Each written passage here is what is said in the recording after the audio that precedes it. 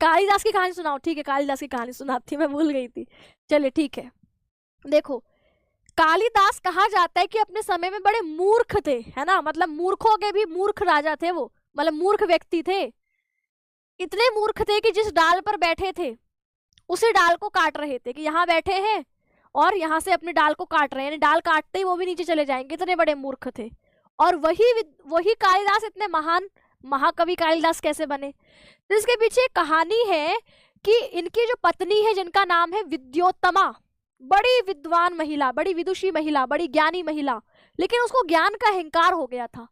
तो उसने अपनी शादी के लिए शर्त रखी कि जो मुझे शास्त्रार्थ में वाद विवाद में हराएगा उसी से मैं अपना विवाह करूंगी।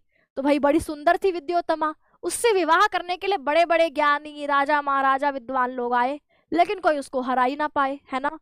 तो अब जो है जितने लोग आए, ज्ञानी सज्जन राजा महाराजा विद्वान, सब लोग ना चिढ़ गए, बताओ ये तो हारने को नहीं है। फिर सबने मिलकर बाहर निकलकर प्लानिंग करी, है ना, योजना बनाई। योजना क्या बनाई कि ये बहुत अकड़ रही है, इसका विवाह एक ऐसे मूर्ख से करेंगे कि ये भी इसको अकल ठिकाने लगाएंगे। तो फिर क्या होता है, फिर सब सारे मिलकर के खोज में निकलते हैं कि दुनिया का सबसे बड़ा मूर्ख व्यक्ति मिलेगा कहाँ। अब ये मूर्ख व्यक्ति के खोजने में पहुंच जाते हैं वहीं जहां कालिदास बैठ करके जिस डाल पर बैठे उसी को काट रहे हैं। फिर क्या होता है, फिर उनको दिखता है, उसको बुलाते हैं नीचे उतर पेड़ से। वो नीचे उतरता है, कहते हैं शादी करेगा? वो खुश होकर के खिलखिला के हंसते हैं, करूंगा, है ना। मतलब किसी भी व्यक्ति को बोलो आप पागल से पागल, खुश शादी के नाम पर कोई भी खुश हो जाता है, पागल भी खुश हो जाता है।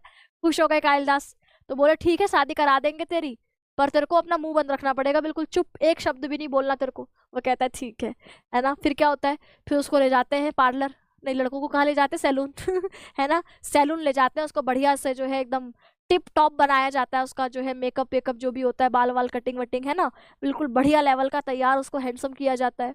उसके बाद ले जाते हैं रानी विद्योत्तमा की महफिल में।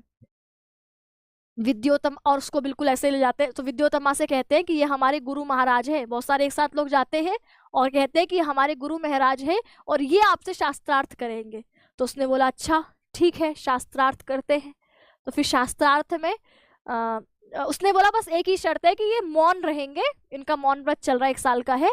तो आप जो भी मतलब आप सवाल करेंगे तो ये उसका जवाब इशारों से देंगे और फिर इनका जो जवाब ये कह रहे होंगे उसको हम आप लोगों को समझाएंगे। अब तो बहुत सारों की बुद्धि लग गई तो रानी को हराना आसान हो जाएगा। तो यहाँ पर जो आपकी रानी है उसने एक उंगली खड़ा करी। एक उंगली खड़ा करने का मतलब ईश्वर या आपकी परमात्मा एक है, ठीक है, ये उसने बोला। तो अब कालिदास को लगा कि ये बोल रही है कि तेरी एक आंख फोड़ दूंगी। कालिदास को गुस्सा आया अंदर से, मेरी एक आंख फोड़ेगी, मैं तेरी दोनों आंख फोड़ दूंगा, है ना। तो उसने 2 उंगली खड़ी कर दी कि मैं तेरी दोनों आंख फोड़ दूंगा।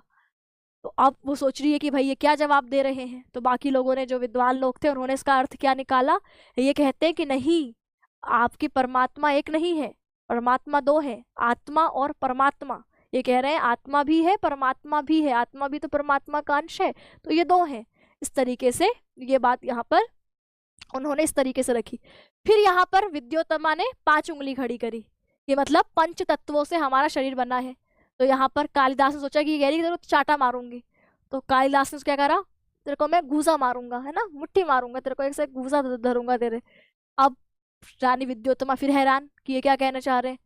तो फिर बाकी लोगों ने क्या अर्थ निकाला कि आप कह रही है कि शरीर 5 तत्वों से मिलकर बना होता है, पर ये कह रहे हैं कि जब 5 तत्व मिलते हैं तब शरीर बनता है। रानी विद्योत्तमा इस तरीके से बाकी सवाल जवाब हुए और ये जो सारे विद्वान हैं उन्होंने ऐसा ऐसा दिमाग लगा करके शास्त्रार्थ में अंततः रानी विद्योत्तमा को हरा ही दिया और विद्योत्तमा और कालिदास का विवाह खूब धूमधाम से हुआ।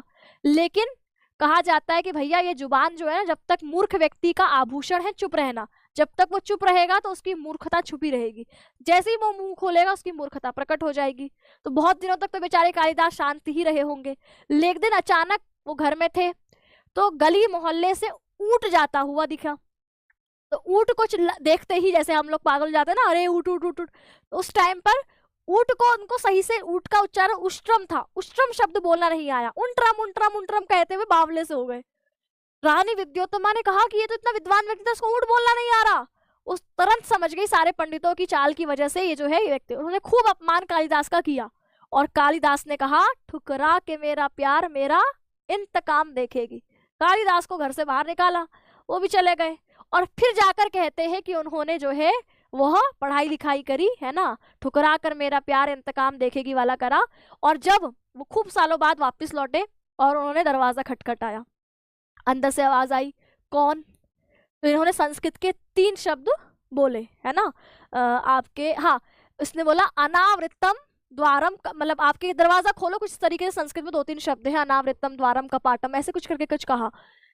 तो अंदर से उसकी आवाज आई, उसको समझ में आया तो कालिदास की आवाज है। उसने अंदर से बोला, कश्चित अस्ति कश्चित वाग विशेषः, ये 3 शब्द बोले, अस्ति कश्चित वाग विशेषः, कि वाणी में कोई विशेषता आ गई है। बस कालिदास ने ये सुने और वहां से चले गए, और इन 3 शब्दों से 3 ग्रंथ लिखे है ना, 3 ग्रंथ लिख दिए। जैसे आप इनके 3 ग्रंथ देखोगे, कुमार संभव, मेघदूत और रघुवंश, ये तीनों में आपके जैसे वो वाला शब्द, आपका कश्चित शब्द से मेघदूतम की रचना करी, अस्ति शब्द से शायद कुमार संभव है, नहीं, हाँ, और वाग विशेष से शायद रघुवंशम है। तो इनके 3 शब्दों से 3 ग्रंथ लिख डाले। इतने विद्वान बाद में हुए और महाकवि कालिदास कहलाए, है ना। तो भाई साहब, कोई आपकी मजाक उड़ाए तो उसको कहना, बेटा हल्के में मत लेना मेरे को, है ना, नहीं तो ठुकरा के मेरा प्यार मेरा इंतकाम देखेगी।